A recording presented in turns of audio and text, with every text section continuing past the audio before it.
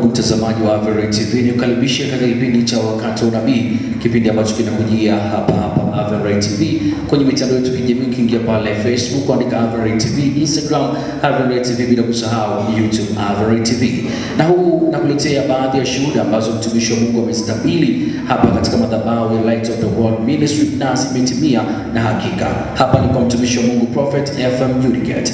Baadhi ya nabii ambazo amestabili na zimetimia mwaka 2025 ilikuwa ni madawa ya kulevya.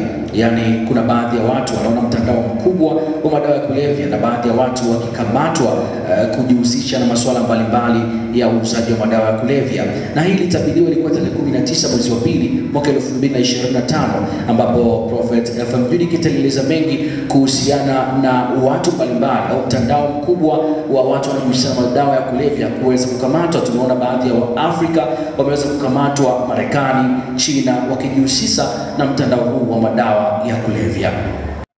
Okay, ninaona matukio mtandao wa madawa ya kulevya kupamba kasi.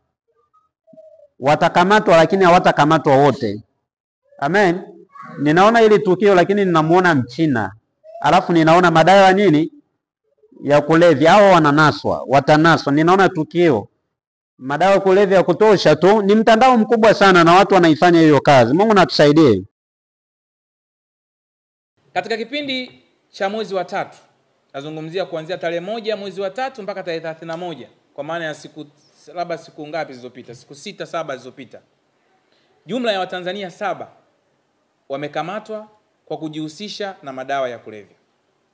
Na Watanzania hawa wamekuwa, of course, kutokana na sheria za nchi ya China, wapo katika mikono ya kisheria. Na uchunguzi unaendelea kufanyika, lakini pia hukumu zitatoka. Sheria hizi zimekuwa ama kesi hizi zimekuwa zikijitokeza mara kwa mara. Watanzania wengi wamekuwa wakihusishwa na madawa ya kulevya.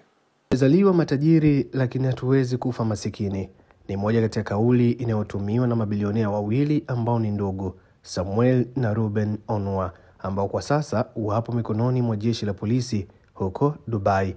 Katika mitandao ya kijamii hususan nchini Nigeria, hapa kaliki wala hapa ingiliki, baada ya kuripotiwa ya kwamba ndugu hao wawili ambao ni mtu na kaka yake ya kwamba wanashikiliwa na vitengo vya kupambana na dawa za kulevya Dubai, baada ya kukutwa na mzigo wa takribani kilo 200 za dawa za kulevya katika jumba lao la kifahari.